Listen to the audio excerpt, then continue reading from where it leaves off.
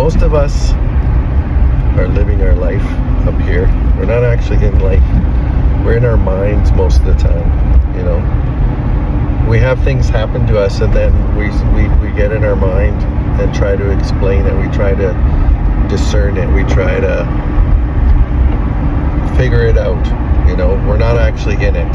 You know, we're not actually in the experiences that we're having. We're trying to interpret the experiences we're having. We're trying to place some kind of meaning on the experiences we're having instead of just having the experiences. You know, we might hang out with a friend and, you know, we might be having a conversation and suddenly they say something that goes, triggers you for a couple seconds, you know, and then for the rest of the conversation, your mind is working on that. Your mind is like not even in the moment anymore with that person. You're not present with that person anymore. You're in your mind and you're going, you know, or maybe you're on like a first date. That's one of the places that we do it a lot. All you single people, maybe we're on a first date and we're sitting there and we're actually living out our entire lifetime with the person across the other side of the table. And by the time we're done up here living out that entire lifetime, we've totally missed the moment with that person, you know, and we're already divorced from them, and we're already like, you know, already have 10 kids, we're divorced, and it's a terrible life, and we're like sitting there on the first date, we're like, nah, that there's something about that person, just, they're not a match for me, you know. It's like we live our entire life up there in our minds. A lot of us do it, right?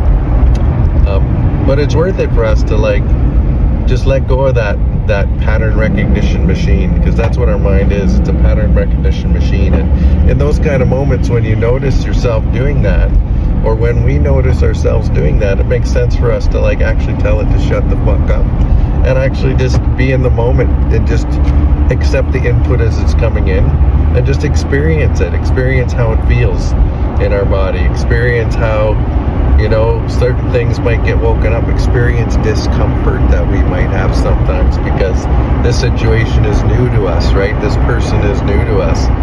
You know, the mind is looking for patterns, so it's looking to keep us out of danger. So in the case of like meeting a new person, it's trying to map out what their entire life, it's living an entire life up here. Before we know it, we've already made a decision about what's going to happen, as if we're like psychics, as if we have some kind of foretelling ability and we know what's going to happen in our lives with that person or with, you know. So it makes sense for us to just experience the moments that we're in and just be in them. And, you know, have fun with life, you know. And get out of the head, get out of our heads.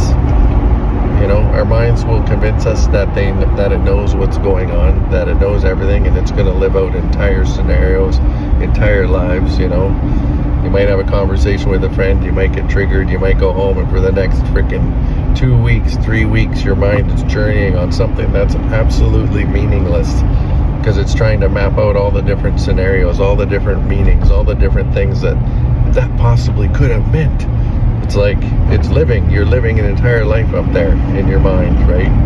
You know, you're driving to work and you've done it a million times, and your mind is like, you're in your mind, you're sitting in your mind, you're churning. And you know, I do that kind of stuff all the time. Where do you think these topics come from? But, you know, it's always about, I always remind myself to be in the moment, in the experiences as much as possible. You know, it's impossible to totally get rid of the mind. It's impossible to do that. A lot of people try. A lot of people think they can do it. Even if you're sitting in a moment of silence, there's a part of you that's actually working. There's a part of your mind that's actually working. But we can actually sit in that space and experience life from that space. Or we can notice when it's happening, and then we can like shut it off, experience the moment, you know, without trying to interpret it, without trying to put some meaning on it. Just experience it for what it is, you know. Feel the temperature of the air, you know, listen to the different sounds that are going on, you know, hear the person's voice in front of you, like actually listen to it, actually connect with them, actually feel their spirit across the table from you. You know, it's sometimes good to take this thing and just go and put it down over here and just experience life.